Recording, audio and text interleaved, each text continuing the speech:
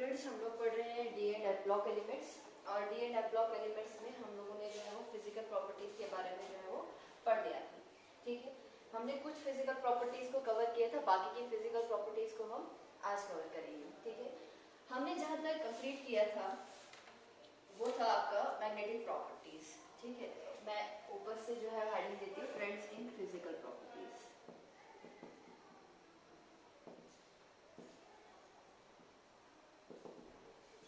Physical properties वाला जो आपका टॉपिक है वही चल रहा है। हमने जो है तकरीबन 6-7 फिजिकल प्रॉपर्टीज को कवर कर दिया था। जो नेक्स्ट फिजिकल प्रॉपर्टी है आपकी वो है formation of complex compounds. Formation of complex compound. इसको नंबर दे देना, मुझे याद नहीं है कि कौन सा नंबर तक मैंने जो है फिजिकल प्रॉपर्टी कवर की थी। ठीक है, कॉम्प्लेक्स कंपाउंड्स का फॉर्मेशन, जो आपके पास ट्रांजिशन एलिमेंट्स होते हैं वो क्या बनाते हैं, वो कोऑर्डिनेशन कंपाउंड्स बनाते हैं, वो कोऑर्डिनेट बॉन्ड बनाते हैं, वो कॉम्प्लेक्सेस बनाते हैं। ऐसा क्यों होता है? क्योंकि उनका छोटा साइज होता है और इनमें क्या होती है, availability of vacant D orbitals. अगर मैं आपको कुछ एग्जांपल्स दूं कॉम्प्लेक्स कंपाउंड्स की, सपोज आपके पास है FeCN6 3 negative, FeCN6 4 negative, CuNH3 4 time 2 positive. ये सब क्या है आपके पास, कॉम्प्लेक्स कंपाउंड्स है। यहाँ पे आपके पास आयरन है, यहाँ पे आयरन है, यहाँ पे कॉपर है। ये जो आपके पास आयरन और कॉपर है ये क्या है, ये आपके ट्रांजिशन मेटल्स हैं। ये क्या है, ये आपके ट्रांजिशन मेटल्स हैं। और जो आपके ट्रांजिशन मेटल्स होते हैं, मैंने आपको पहले ही बोल दिया कि ट्रांजिशन मेटल की क्या होती है, खास बात होती है कि वो जो है वो कॉम्प्लेक्स कंपाउंड्स को जो है वो बनाते हैं। ठीक है, जिसमें अगर मैं यहाँ पर FeCN6 का जो है वो दिखाऊं ना, तो आयरन बीच में होगा, जो आपका साइनाइड है वो ऐसे जो है यहाँ पर वो लिगेंड की तरह काम करता है। लिगेंड क्या होता है, लिगेंड इलेक्ट्रॉन डोनर होता है कोऑर्डिनेशन कॉम्प्लेक्सेस में। ठीक है, और ये एरो हमें ये बताता है कि साइनाइड दे रहा है, आयरन जो है वो ले रहा है, और इसके ऊपर टोटल चार्ज जो है वो 4 नेगेटिव है।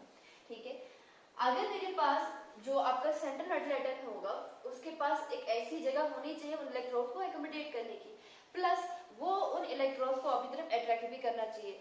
जितना आपके पास मेटल का साइज है, कैटायन का साइज छोटा होता है, उतना ही वो अट्रैक्ट करता है इलेक्ट्रॉन्स को अपनी तरफ। जब आपके पास उस मेटल के अंदर अवेलेबिलिटी होगी, दैट इज उनके पास वैकेंट ऑर्बिटल्स होंगे, तभी जाके वो आने वाले इलेक्ट्रॉन जो लिगेंड से आ रहे हैं उनको जो है एकोमोडेट कर सकता है। वही चीज यहाँ पे भी होती है। जो आपके पास ये आपका कोऑर्डिनेशन कॉम्प्लेक्स है, ये आपका सेंट्रल मेटल एटम है या फिर आयन है, ये आपका जो है लिगेंड है। लिगेंड इलेक्ट्रॉन देता है, जो आपका मेटल आयन होता है वो इलेक्ट्रॉन को लेता है। ठीक है, और पूरा इसको क्या कहते हैं, कोऑर्डिनेशन कॉम्प्लेक्स कहते हैं। मैंने कहा कि ट्रांजिशन मेटल्स ही मोस्टली जो है वो यहाँ बीच में होते हैं। क्यों होते हैं ये मोस्टली बीच में, क्यों अल्कली मेटल्स वगैरह नहीं होते? बिकॉज एक तो उनका साइज बड़ा होता है, बाकी वाले जो मेटल्स होते हैं उनका साइज क्या होता है, वो बड़ा होता है, और दूसरी चीज वहां पर कोई भी वैकेंट ऑर्बिटल प्रेजेंट नहीं होता है। ठीक है, यहाँ पर अगर हम बात करें ट्रांजिशन मेटल में, ये दोनों चीजें सेटिस्फाई होती है, वो इलेक्ट्रॉन को अट्रैक्ट भी करते हैं और उनके पास जगह भी है उन इलेक्ट्रॉन को रखने के लिए। उनका साइज छोटा है और उनके पास क्या होता है, वैकेंट डी ऑर्बिटल्स की अवेलेबिलिटी होती है। यही रीजन होता है कि जो आपके पास डी ऑर्बिटल्स होते हैं वो क्या बनाते हैं, वो ट्रांजिशन वो कॉम्प्लेक्स कंपाउंड जो है वो बनाते हैं। ठीक है, नेक्स्ट है आपके पास coloured ions. Most of the ions जो आपके डी ब्लॉक के होते हैं वो क्या होते हैं, वो कलर्ड होते हैं। कुछ ऐसे होते हैं जो क्या होते हैं, वो कलर नहीं सकते। इनका कलर किसकी वजह से होता है, डी ट्रांजिशन की वजह से होता है। डी ट्रांजिशन आपको तब तक समझ नहीं आएगी जब तक आप जो है क्रिस्टल फील्ड थ्योरी नहीं पढ़ेंगे, क्योंकि क्रिस्टल फील्ड थ्योरी में ही आपको पता चलेगा कि वहां पर डी ऑर्बिटल्स की क्या होती है, स्प्लिटिंग होती है, और उस वजह से क्या होता है, T2G Eg बनता है, कुछ इलेक्ट्रॉन T2G से Eg में जाते हैं, तभी जाके जो है यहाँ पे मैं हाथ में पहले ये बोलती हूँ कि जो आपके पास डी ऑर्बिटल्स होते हैं, ठीक है, under the influence of ligand, ठीक है, under the influence of any compound या कुछ भी हो सकता है इनमें, ठीक है, ये क्या हो जाती है, स्प्लिट हो जाती है दो सेट्स में, 3 नीचे होते हैं, 2 ऊपर होते हैं। In case of octahedral complexes ये 2 नीचे भी हो सकते हैं। वो बात की बात है, जब हम कोऑर्डिनेशन पढ़ेंगे वहां पे मैं आपको बताऊंगी कि ये कैसे होता है। ठीक है, अब इस केस में क्या होता है आपके पास यहाँ पे 3 नीचे होते हैं और 2 क्या होते हैं आपके पास ऊपर होते हैं ऑर्बिटल्स, ठीक है। अगर मेरे पास इलेक्ट्रॉन जो है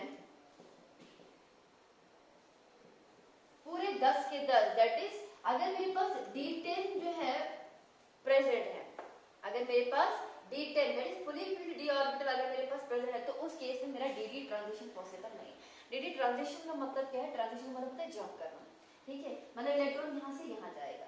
अगर मेरे पास 10 के 10 इलेक्ट्रॉन है तो इलेक्ट्रॉन का जो है वो ट्रांजिशन करना जो है वो पॉसिबल नहीं होता है। और अगर मेरे पास कोई भी d ऑर्बिटल में इलेक्ट्रॉन प्रेजेंट है ही नहीं, दैट इज मेरे पास क्या है, D0 आपके पास कंडीशन प्रेजेंट है, उस केस में भी जो है वो dd ट्रांजिशन जो है वो पॉसिबल नहीं होती। इसका मतलब ऐसे कैटाइन जहां पे आपके पास D10 कॉन्फ़िगरेशन होती है, D0 कॉन्फ़िगरेशन होती है, वो कलरलेस होते हैं। क्यों? क्योंकि उस केस में dd ट्रांजिशन जो है वो पॉसिबल नहीं होती है। हाँ, अगर मेरे पास D1 से D9 तक होगा, उन केसेस में जो है वो transition that is partially field d orbital अगर होते हैं, तो उस केसेस में मेरे पास क्या होता है, dd ट्रांजिशन पॉसिबल होता है, और उस केस में वो आयन क्या होता है, आपका कलर्ड होता है। कुछ एग्जांपल्स देते हैं। सपोज करो आपके पास क्या है, आपके पास स्कैंडियम 3 पॉजिटिव आयन और है आपके पास टाइटेनियम 4 पॉजिटिव आयन, और आपको पूछा गया है कि बताओ कि ये जो है वो आपके कलर्ड है या फिर कलरलेस है। स्कैंडियम की इलेक्ट्रॉनिक कॉन्फ़िगरेशन क्या होती है, argon 3d 4s 3d1 4s2, ठीक है, और इसकी होती है आर्गन 3d2 4s2। अब क्या होती है, ये जो मैंने लिखी ना, ये स्कैंडियम की है और टाइटेनियम की है। आपको पूछा कि स्कैंडियम 3 पॉजिटिव आयन और टाइटेनियम 4 पॉजिटिव आयन, बताओ कलर्ड है कलरलेस है। अब स्कैंडियम 3 में हमने 3 इलेक्ट्रॉन निकाले तो ये निकल जाएगा, तो यहाँ पे खाली आर्गन बचेगा आपके पास, और यहाँ पे अगर 2 इलेक्ट्रॉन निकल गए फिर से यहाँ पे आर्गन बचेगा। और आर्गन में क्या होता है, आपके पास कोई भी आपके पास जो है वो d होता है, आई मीन होता है, बट फुली फिल्ड ऑर्बिटल जो है d के प्रेजेंट होते हैं। यहाँ पे d जो है आपके पास क्या बचा, 0 बचा। D0 कॉन्फ़िगरेशन है, बताओ D0 क्या होता है आपके पास, कलर्ड होता है कलरलेस होता है, इट इज कलरलेस। तो आपके पास ये दोनों जो आयन होंगे ये क्या होंगे, ये कलरलेस होंगे। रीजन, क्योंकि इस केसेस में जो है वो dd ट्रांजिशन जो है वो पॉसिबल नहीं है, ठीक है। सपोज आपके पास titanium 3 positive ion, titanium 3 positive ion में देखो आपके पास बचेगा आर्गन और बचेगा 3d1। 3d1 में जो है वो dd ट्रांजिशन पॉसिबल हो सकती है, इसलिए ये क्या होगा आपके पास, ये कलर्ड होगा, ठीक है। आपके पास होता है वैनेडियम 3 पॉजिटिव। वैनेडियम जो है अगर हम उसकी इलेक्ट्रॉनिक कॉन्फ़िगरेशन देखें 3d3 4s2, ठीक है। तो यहाँ पे मैंने बोला 3 पॉजिटिव आए, तो यहाँ से निकालोगे तो आपके पास बचेगा आर्गन 3d2, और 3d2 जो होता है आपके पास कलर्ड होता है, तो इसका मतलब ये दोनों क्या होंगे आपके पास, ये कलर्ड होंगे। कलर दिखाने के लिए आपको पता होना चाहिए, इतना तो आपको पता चल गया कि पार्शियली D1 से D9 जो भी कॉन्फ़िगरेशन होती है वो सब क्या होते हैं, वो कलर्ड होते हैं। क्यों? क्योंकि उनमें डी ट्रांजिशन होता है। अब आपके पास जो भी आयन दिया गया होगा उसमें क्या करना है, आपने सबसे पहले जो है एक इलेक्ट्रॉनिक कॉन्फ़िगरेशन लिखनी है, जो भी आयन के ऊपर चार्ज होगा उसमें इलेक्ट्रॉन निकाल देने और बाद में डी की तरफ कॉन्सेंट्रेट करना है कि डी में कितने इलेक्ट्रॉन बचे। अगर वहाँ पे D0 या D10 बच रहा है तो वो कलरलेस होता है, अगर वहाँ पे कुछ और कॉन्फ़िगरेशन बची तो वो क्या होते हैं आपके पास, कलर्ड होते हैं, क्योंकि उस केस में आपका डी ट्रांजिशन जो है वो पॉसिबल होता है, ठीक है। नेक्स्ट, अगर मेरे पास जिंक 2 पॉजिटिव आयन होगा, कैडमियम 2 पॉजिटिव आयन होगा, मरकरी 2 पॉजिटिव आयन होगा, इन सब में D10 कॉन्फ़िगरेशन होती है, आप यहाँ पे कर भी सकते हो, ठीक है। और ये सब क्या होंगे आपके पास, दे आर ऑल कलरलेस। ये सब क्या होते हैं आपके पास, ये कलरलेस होते हैं, ठीक है।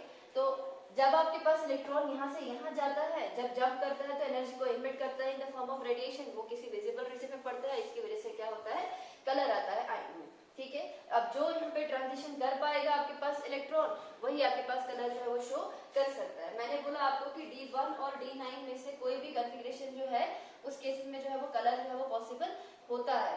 इसके अलावा अगर मेरे पास जो है वो फुली फिल्ड कॉन्फ़िगरेशन होगी उस केसेस में जो है वो कलर पॉसिबल नहीं होता है, ठीक है। तो ये था आपके पास फॉर्मेशन ऑफ कलर।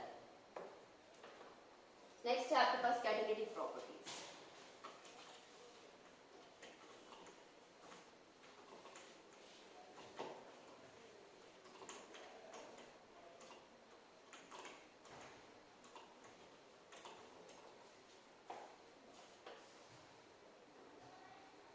नंबर 10 है आपके पास catalytic properties. Most of the D block element they act as catalyst. ठीक है, सपोज आपके पास प्लेटिनम है, डी ब्लॉक का ही आपके पास एलिमेंट है। प्लेटिनम जो है वो क्या किसमें आता है आपके पास, कंटैक्ट प्रोसेस में यूज होता है। डाइवेनेडियम पेंटाऑक्साइड ये भी आपके कंटैक्ट प्रोसेस में यूज होता है। कंटैक्ट प्रोसेस जो होता है वो सल्फ्यूरिक एसिड में जो है वो लगता है। आपके पास आयरन है, आयरन जो है वो ammonia that is Haber's process में इस्तेमाल होता है। आपके पास निकल होता है, निकल जो है वो हाइड्रोजनेशन प्रोसेस में जो है वो इस्तेमाल किया जाता है। तो ये सारे जो आपके पास है, मैंने निकल लिखा, आयरन लिखा, वेनेडियम लिखा, मैंने प्लेटिनम लिखा, ये सब क्या है आपके पास, ये सारे जो है वो डी ब्लॉक एलिमेंट्स हैं। That is D block element जो है वो अच्छी कैटलिस्ट जो है वो एक्ट करते हैं। ऐसा क्यों होता है, क्योंकि कैटलिस्ट जो होता है ना सबसे पहले रिएक्टेंट के साथ मिलता है, एक इंटरमीडिएट कंपाउंड बनाता है, फिर वो इंटरमीडिएट कंपाउंड टूट के जो है वो प्रोडक्ट में बनाता है और कैटलिस्ट जो है वो वापस से हमें रिकवर हो जाता है। कैटलिस्ट होता क्या है, जो आपके पास एक्सेलरेट करता है रेट ऑफ रिएक्शन को। एक्चुअली वो सरफेस एरिया प्रोवाइड करता है रिएक्टेंट को। तो जब आपके पास रिएक्टेंट ये आपके पास कैटलिस्ट होता है, रिएक्टेंट उसके ऊपर आ जाते हैं, वो एक कॉम्प्लेक्स बनाते हैं या इंटरमीडिएट बनाते हैं। फिर वो इंटरमीडिएट क्या हो जाता है, वो टूट जाता है और आपके पास प्रोडक्ट अलग हो जाता है और आपके पास कैटलिस्ट जो है वो आसानी से रिकवर हो जाता है। ठीक है, हम ऐसे लिख सकते हैं दैट A प्लस बी जो है वो आपके पास बनाता है ए बी कैटलिस्ट।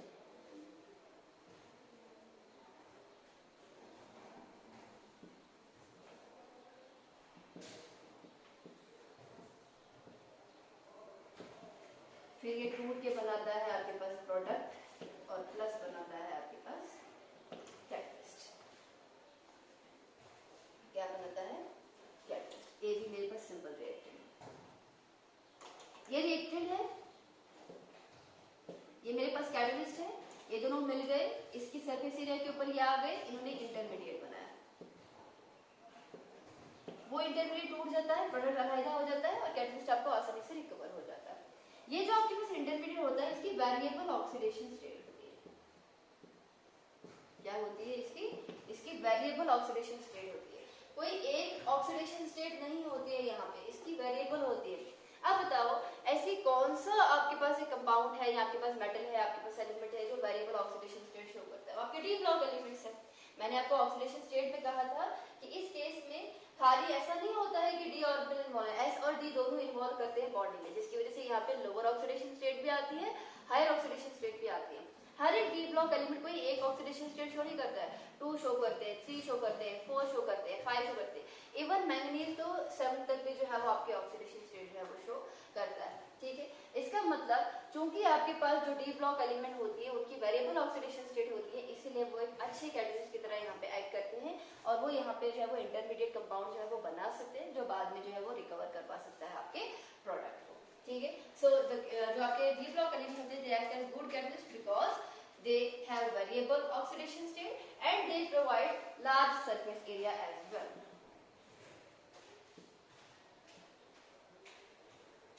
ठीक है, ये सरफेस एरिया को भी जो है वो ज्यादा प्रोवाइड करते हैं। नेक्स्ट है आपके पास formation of interstitial compounds.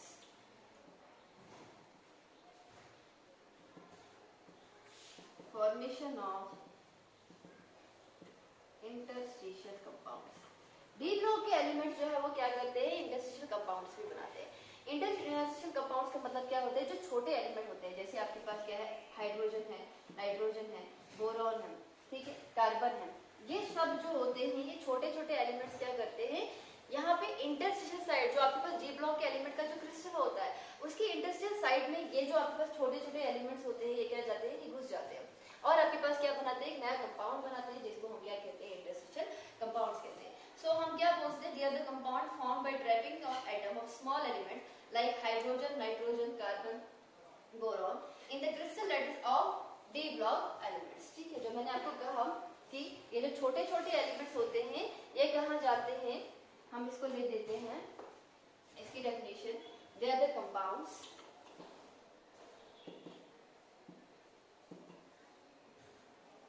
they are the compounds formed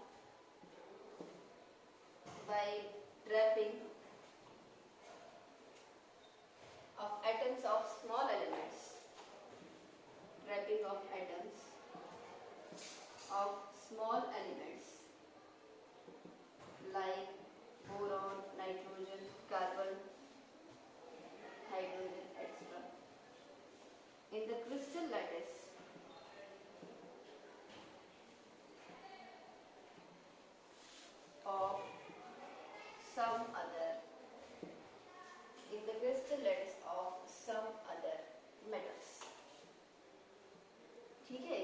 elements क्या होते हैं, क्रिस्टल लैटिस जो है ऑफ ट्रांजिशन मेटल में जो है वो चले जाते हैं और क्या बनाते हैं, इंटरस्टेशियल कंपाउंड्स बनाते हैं। ये इंटरस्टेशियल कंपाउंड जो होते हैं आपके पास, ये ना ही आयनिक होते हैं, नीदर आयनिक नॉर कोवलेंट, ना ही आयनिक होते हैं ना ही कोवलेंट होते हैं। दूसरी चीज ये नॉन स्टोइचियोमेट्रिक भी होते हैं,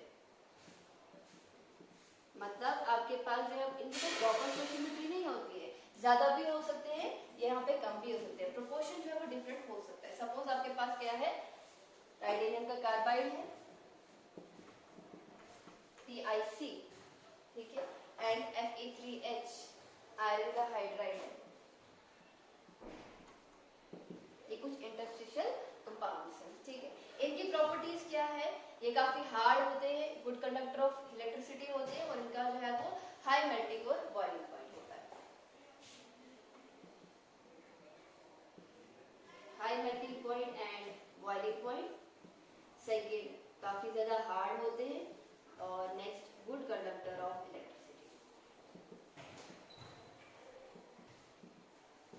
इनका मेल्टिंग और बॉइलिंग पॉइंट जो मेटल से होता है, जिस ट्रांजिशन मेटल से ये बने होते हैं उनसे जो है इनका मेल्टिंग और बॉइलिंग पॉइंट क्या होता है, ज्यादा होता है, ठीक है। तो मैं यहाँ पे बता दूं, they are the compound form by trapping of atom of small element like boron, nitrogen, carbon, hydrogen etcetera in the crystal lattice of some other element, ना ही कोवलेंट है, नीदर आयनिक और non covalent, they are non stoichiometric in nature example TiC, Fe3H। और इसकी property है they have high melting and boiling point, their respective metals and they are hard and as well as they are good conductor of electricity as well, ठीक है। तो next last जो इनकी property आएगी वो आएगी एलॉय फॉर्मेशन।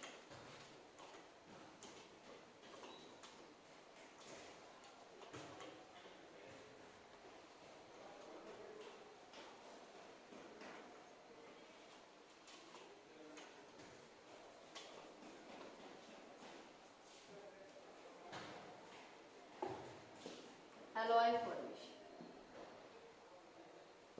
जो आपके डी ब्लॉक एलिमेंट होते हैं वो एलॉयज बनाते हैं। एलॉयज का मतलब क्या होता है, मिक्सचर ऑफ मेटल होता है, ठीक है। यहाँ पे आपके पास सपोज करो ब्रास है, कॉपर और जिंक से बना होता है आपका ब्रास, ठीक है। आपके पास स्टेनलेस स्टील होता है, स्टेनलेस स्टील ये आएगा आयरन, क्रोमियम और निकल से बना होता है स्टेनलेस स्टील, ठीक है। इसके अलावा जो मॉलिब्डेनम स्टील होता है,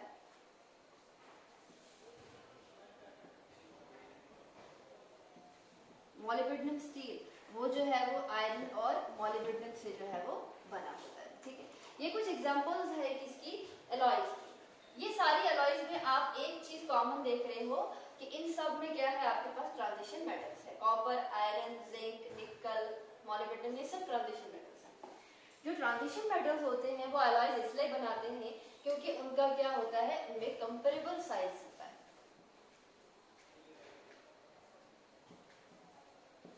कंपेरेबल साइज की वजह से एक ट्रांजिशन मेटल जो है उसका जो एटम है वो दूसरे ट्रांजिशन एटम, देखो एक क्रिस्टल लैटिस है आपके पास एक एलिमेंट का, एक मेटल का हम बोल सकते हैं, वहां पर अगर आपके पास दूसरा ट्रांजिशन मेटल हम डाल देंगे वो एक वाले क्रिस्टल लैटिस को जो है वो क्या कर सकता है, वहां से निकाल सकते हैं। क्यों, क्योंकि दोनों का साइज जो है वो क्या है, वो कंपेरेबल है, ठीक है। तो वहां से उसको जो है वो निकाल सकते हैं और खुद उसकी जगह जो है वो रह सकता है क्रिस्टल लैटिस के अंदर। अब आपके पास मिक्सचर बन गया, दैट आपके पास एलॉय बन गई। तो एलॉय इसलिए यहाँ पे पॉसिबल है क्योंकि इनका जो साइज होता है वो क्या होता है, वो कंपेरेबल होता है, जिसकी वजह से कोई एक एटम जो है दूसरे एटम को जो है वो आसानी से जो है वो रिप्लेस कर सकता है इन देयर क्रिस्टल लैटिस, ठीक है। तो ये थी आपके पास friends in physical properties of D block elements. अब नेक्स्ट जो टॉपिक है आपके पास वो है potassium dichromate.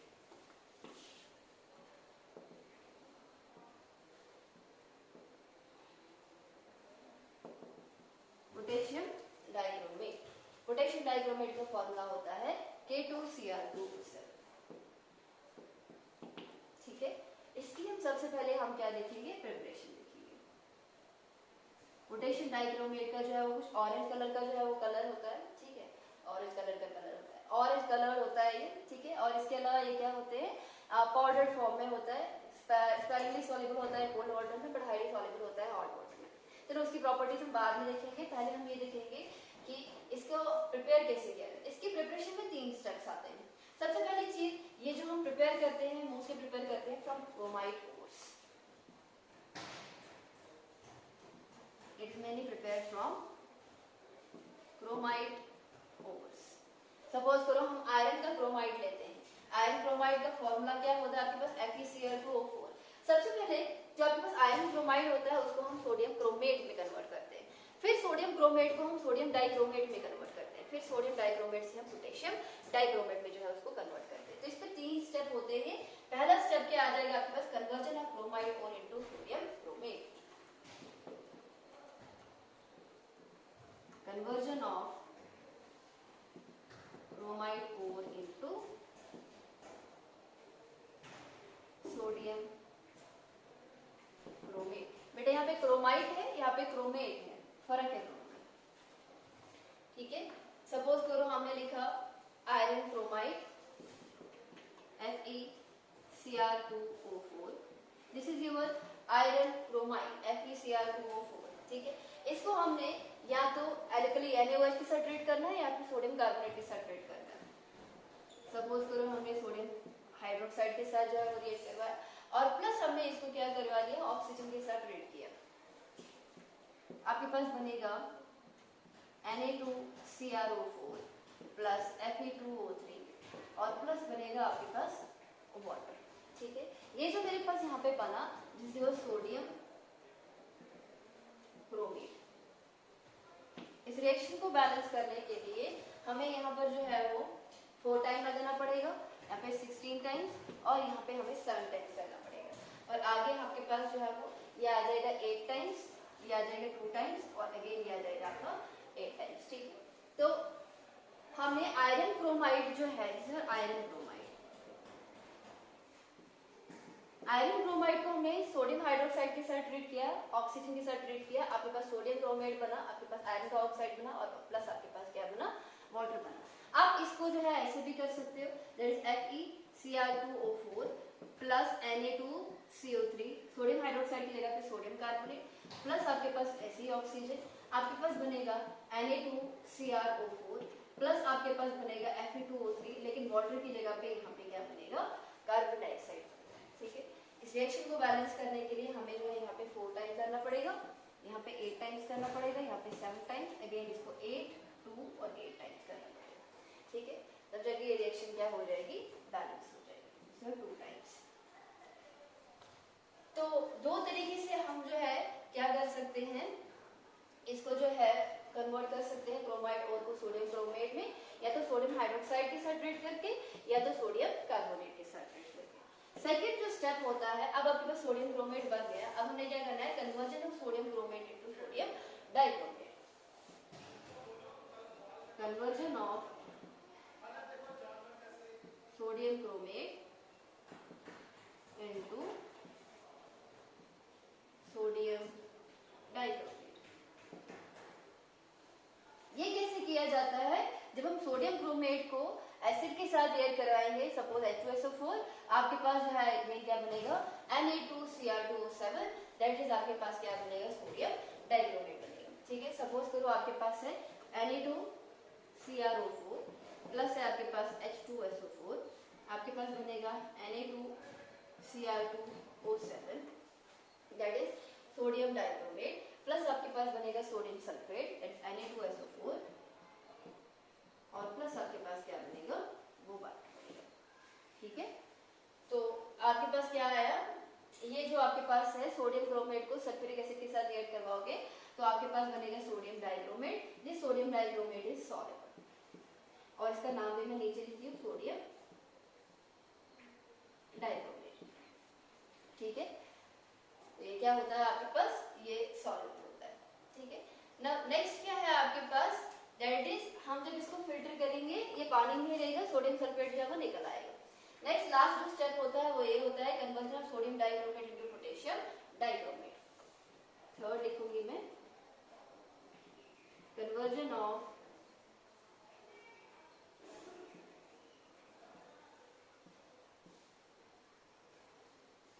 Sodium dichromate into potassium dichromate. पास Na2Cr2O7 होगा, उसको हमने KCl के साथ पोटेशियम क्लोराइड के साथ ट्रीट करना है। ये कि इसके साथ मिलेगा तो आपके पास बनेगा K2Cr2O7 और प्लस बनेगा आपके पास ट्वाइस ऑफ NaCl। ये आपके पास जो बना this is your potassium dichromate, और हमें पोटेशियम डाइक्रोमेट ही बनाना था, ठीक है। तो इस तरह से आपके पास क्या होता है, 3 स्टेप्स में जो है आपके पास पोटेशियम डाइक्रोमेट जो है वो बनता है। एक बार फिर से रिपीट करती हूँ। सबसे पहले आपके पास क्रोमाइड ओर होती है, उस क्रोमाइड ओर को आप जो है वो किस पे कन्वर्ट कर देते हो, सोडियम क्रोमेट पे कन्वर्ट कर देते हो। फिर सोडियम क्रोमेट को आप जो है वो सोडियम डाइक्रोमेट पे कन्वर्ट करते हो, और लास्ट में सोडियम डाइक्रोमेट को आप जो है पोटेशियम डाइक्रोमेट में जो है वो कन्वर्ट करते हो, ठीक है। नेक्स्ट जो आपके पास से आ जाएंगी इसकी प्रॉपर्टीज।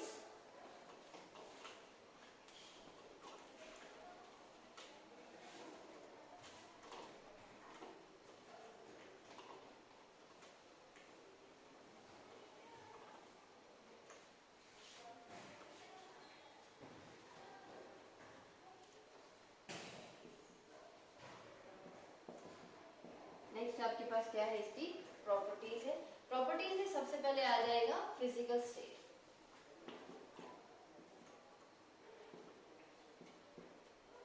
ये ऑरेंज रेड कलर के क्रिस्टल्स होते हैं। क्या होते हैं? They are orange red colour crystal.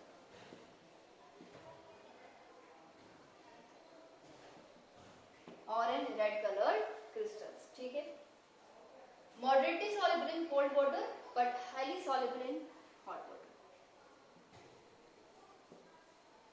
Moderately soluble in cold water but highly soluble in hot water. Next, action of heat.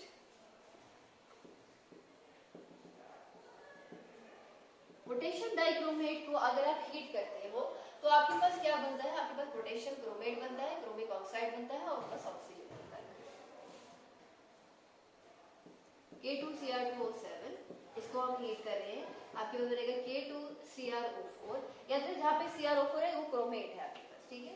Plus आपके पास आएगा Cr2O3 और प्लस आपके पास क्या बनेगा, ऑक्सीजन, ठीक है। रिएक्शन को बैलेंस करने के लिए हमें जो है वो यहाँ पे 4 लगाना पड़ेगा, इधर 4, यहाँ पे 2 एंड यहाँ पे 3 करना पड़ेगा, ठीक है। तो एक्शन ऑफ हीट से आपके पास क्या बनेगा, पोटेशियम क्रोमेट बनेगा। जब आप इसको हीट करोगे तो क्या बनेगा, आपके पास पोटेशियम क्रोमेट बनेगा। और याद रखना इस पोटेशियम क्रोमेट का जो कलर होता है वो येलो होता है। दैट इज अगर आप इसको हीट करोगे तो आपके पास क्या बनेगा, येलो कलर बनेगा। वो येलो कलर ये रिप्रेजेंट करेगा कि पोटेशियम डाइक्रोमेट से ऑरेंज से येलो गया, दैट इज आपके पास जो पोटेशियम क्रोमेट बना है, ठीक है। थर्ड है आपके पास एक्शन ऑफ अल्कलीज, बहुत इंपॉर्टेंट। एक जादू है इसमें। जादू क्या है कि जब पोटेशियम डाइक्रोमेट में आप एल्कली डालते हो, इसका कलर क्या होता है, मोस्टली ऑरेंज रेड कलर होता है। जब आप उसका एल्कली जो है वो डालते हो, इसका कलर जो है वो येलो हो जाता है। लेकिन जो ही आप उस सोल्यूशन में फिर से एसिड डालोगे तो इसका कलर वापस से जो है वो रिवर्ट बैक हो जाता है टू ऑरेंज। जादू, जादू नहीं है एक्चुअली। क्या होता है कि जब आप एल्कली जो है वो ऐड करते हो किसमें, पोटेशियम डाइक्रोमेट में, तो पोटेशियम डाइक्रोमेट से पोटेशियम क्रोमेट बनता है, ठीक है। और जब आप इसको एसिडिफिकेशन की एसिडिफाई करते हो बाद में, पहले एल्कली करने पे आपके पास क्रोमेट बनता है, एसिडिफिकेशन करने पे बैक आपके पास पोटेशियम डाइक्रोमेट बनता है, इसलिए आपके पास क्या हो जाता है, ऑरेंज कलर जो है वो आपके पास वापस से जो है वो रिकवर हो जाता है, ठीक है। तो हम ये लिखेंगे eight K2Cr2O7 plus potassium hydroxide, ठीक है, इट फॉर्म्स K2CrO4 प्लस बनेगा यहाँ पे वाटर, ठीक है। क्या बनेगा आपके पास, वाटर बनेगा। This potassium chromate, this is yellow in colour. और अगर हम इसी सॉल्यूशन में क्या करें, इसको एसिडिफाई करें, ठीक है, तो आपके पास क्या बनेगा, ये जो K2CrO4 होता है, जिसको आप अगर सल्फ्यूरिक एसिड के साथ जो है वो रिएक्ट करवाएंगे तो आपके पास क्या बनेगा, आपके पास बनेगा K2Cr2O7 plus K2SO4, that is potassium sulphate, और प्लस आएगा आपके पास वाटर, और ये जो होता है this is potassium dichromate which is orange in colour. ठीक है, तो एल्कली ऐड करने पे येलो होता है, इस सॉल्यूशन में एसिड ऐड करोगे वापस से ऑरेंज बनेगा, रिएक्शन ऐसी होती है, पहले आपके पास क्रोमेट बनता है, बाद में आपके पास जो है वो डाइक्रोमेट वापस से आ जाता है। ठीक है, तो आपके पास हीट भी हो गया, एक्शन ऑफ एल्कली भी हो गया, अब हम एसिड के साथ इसको रिएक्ट करवाएंगे।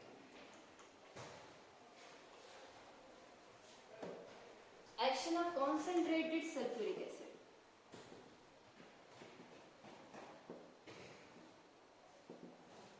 जब हम कॉन्सेंट्रेटेड सल्फ्यूरिक एसिड जो है कोल्ड कंडीशन में जो है वो डालते हैं, दैट इज अगर मेरे पास पोटेशियम डाइक्रोमेट है, अगर मैं उसको सल्फ्यूरिक एसिड सिंपल ऐड करवाती हूँ कोल्ड कंडीशन में, मेरे पास रेड कलर की पीपीटी बनते हैं। क्यों? क्योंकि वहां पर आपके पास जो बनता है वो बनता है क्रोमिक एनहाइड्राइड। ठीक है, तो हम क्या लिखेंगे, हम लिखेंगे K2Cr2O7 प्लस हम लिखेंगे H2SO4 that is sulphuric acid, it forms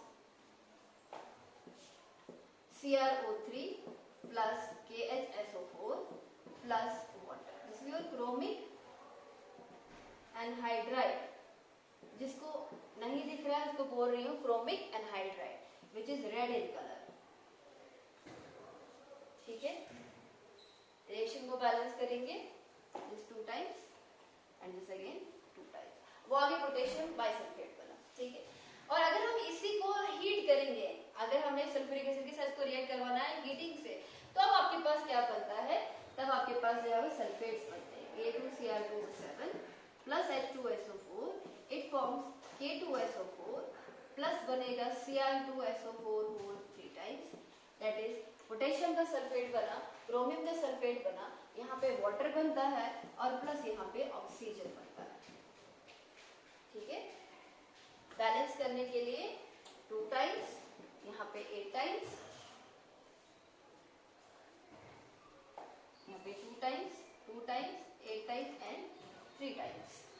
ठीक है, तो कोल्ड कंडीशन में red precipitate of chromic anhydride, but अगर हम हीट करेंगे तो उस केस में आपके पास क्या होगा, यहाँ पे मैं ट्रायंगल जैसा बनाती हूँ हीट का कंडीशन, तो आपके पास रिस्पेक्टिव सल्फेट्स बनते हैं। नेक्स्ट है आपके पास नंबर 5 ऑक्सीडाइजिंग प्रॉपर्टीज।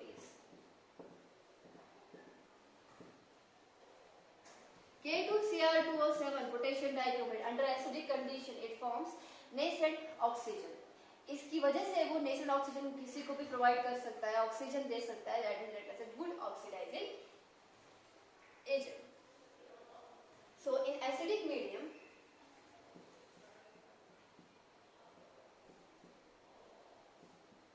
मैं सिंपल एसिडिक मीडियम में लिखती हूँ, आपको पता चल जाएगा कि इसका ऑक्सीडेशन एक्शन दिखा रही है। चलो मैं लिख देती हूँ acidic condition its oxidising action.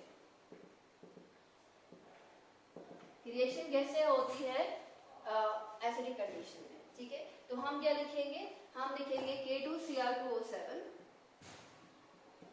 हम लिखेंगे H2SO4, it forms K2SO4, it forms Cr2SO4 whole 3 times, it forms water plus it forms nascent oxygen. इस रिएक्शन को बैलेंस करने के लिए हमें यहाँ पे जो है वो 4 टाइम करना पड़ेगा। ठीक है, और आगे हमें जो है वो 4 टाइम्स जो है वाटर करना पड़ेगा और 3 टाइम्स आपके पास जो है वो नेसेंट ऑक्सीजन प्रोड्यूस होगा।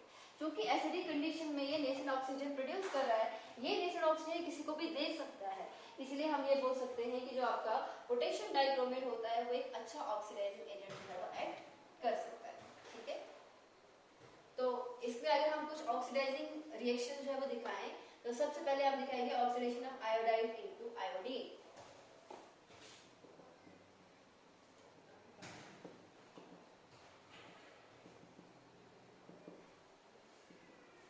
Oxidation of iodide into iodine.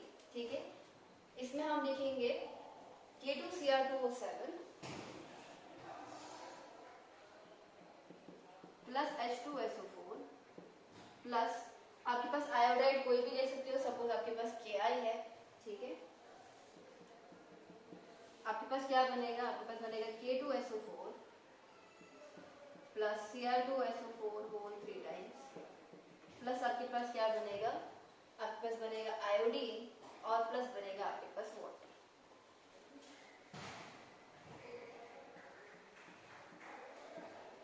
यहाँ पे -1 है, यहाँ पे 0 है, -1 से 0 दैट मींस ऑक्सीडेशन। इसका मतलब इसने आयोडाइड को ऑक्सीडाइज किया है, इसमें आयोडीन है, ठीक है। हम यहाँ पे 7 टाइम्स सल्फ्यूरिक एसिड लिखेंगे, 6 टाइम्स जो है वो Ki लिखेंगे, 4 टाइम्स लिखेंगे, यहाँ पे लिखेंगे 7 टाइम्स और यहाँ पर हम लिखेंगे 3 टाइम्स आपका जो है वो आयोडीन आएगा। Next oxidation of ferrous salt into ferric salt, oxidation of ferrous salt to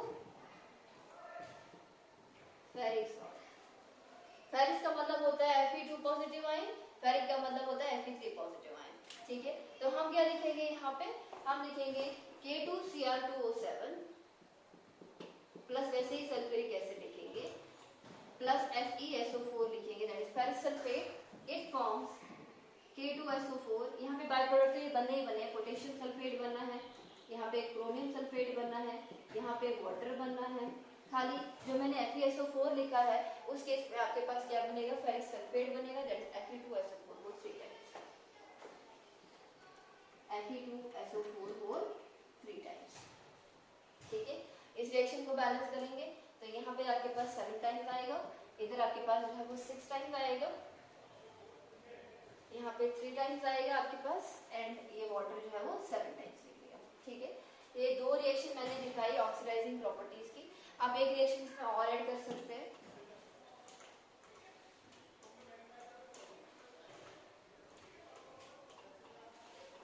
third reaction इसमें मैं लिखूं ऑक्सीडाइजिंग में ही, ऑक्सीडेशन ऑफ H2S2S,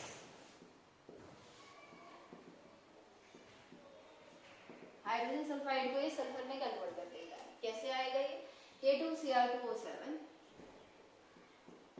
मैं सल्फ्यूरिक एसिड हर जगह इसलिए लिखूं क्योंकि एसिडिक कंडीशन में सारी चीजें हो रही है, plus H2S, it forms K2SO4 plus Cr2SO4 whole 3 times plus आपके पास सल्फर आएगा और प्लस आपके पास क्या आ जाएगा, वाटर आ जाएगा, ठीक है। इस रिएक्शन को बैलेंस करने के लिए हमें यहाँ पे जो है वो 4 टाइम्स जो है वो सल्फ्यूरिक एसिड करना पड़ेगा, ठीक है। 3 टाइम्स हमें जो है वो H2S करना पड़ेगा, आगे आपके पास जो है 7 टाइम्स आपके पास वाटर आएगा और 3 टाइम्स आपके पास सल्फर आएगा। एक इंपॉर्टेंट रिएक्शन होती है पोटेशियम डाइक्रोमेट की, वो ये होती है chromyl chloride test. Number 6 reaction, oxidising खत्म, क्रोमाइल क्लोराइड टेस्ट। किसी भी सॉल्ट में क्लोरीन प्रेजेंट है या नहीं है उसको हम जो है वो टेस्ट कर सकते हैं by using your potassium dichromate solution. जब आप पोटेशियम डाइक्रोमेट को किसी भी सॉल्ट जिसमें आपका क्लोरीन प्रेजेंट होता है उस पे डालते हो तो आपके पास एक कंपाउंड बनता है जिसको हम क्या कहते हैं, क्रोमाइल क्लोराइड कहते हैं। सपोज करो आपके पास क्या है, K2Cr2O7 that is potassium dichromate plus KCl that is salt containing chlorine plus आपके पास आ जाएगा sulphuric acid that is H2SO4, ठीक है। इट फॉर्म्स CrO2Cl2, इसको हम कहते हैं chromyl chloride plus KHSO4 plus water, KHSO4 potassium bisulphate plus water, इसको मैं यहाँ पे लिखती हूँ क्रोमाइल क्लोराइड। इस क्रोमाइल क्लोराइड का जो कलर होता है रेडिश ब्राउन कलर, ठीक है। तो हम क्या लिखेंगे यहाँ पे, इसको बैलेंस करने के लिए जो है 4 टाइम्स करना पड़ेगा KCl, 6 टाइम्स जो है वो सल्फ्यूरिक एसिड करना पड़ेगा, 2 times, 6 times and then 3 times. तो अगर आप किसी भी सॉल्ट में जिसमें आपका क्लोरीन प्रेजेंट होता है उसमें अगर आप क्या डालते हो, पोटेशियम डाइक्रोमेट डालते हो जिसका कलर ऑरेंज कलर का होता है, अगर वो ऑरेंज जो है वो बाद में रेडिश ब्राउन बन गया, इसका मतलब सॉल्ट में आपके पास क्या प्रेजेंट है, क्लोरीन प्रेजेंट है, ठीक है। इसके स्ट्रक्चर के बारे में जो है ये एक्चुअली यूज होता है for detection of chlorine in the salt, हम बोल सकते हैं। ये टेस्ट है क्रोमार क्लोराइड टेस्ट, ठीक है। अब हम क्या करेंगे, पोटेशियम डाई, जो आपका क्रोमेट है और डाइक्रोमेट है उसका मैं लिखती हूँ। क्रोमेट का फॉर्मूला क्या होता है, CrO4 2 नेगेटिव, ठीक है।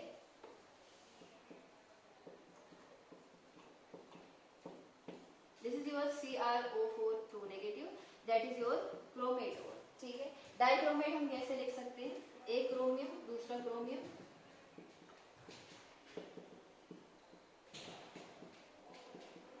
और इस पूरे के ऊपर Cr2 1 2 3 4 5 6 and 7, this is your Cr2O7 2 negative, that is your dichromate का स्ट्रक्चर, ठीक है। तो ये थी structure of CrO4 2 negative and Cr2O7 2 negative, chromate and dichromate ion, ठीक है।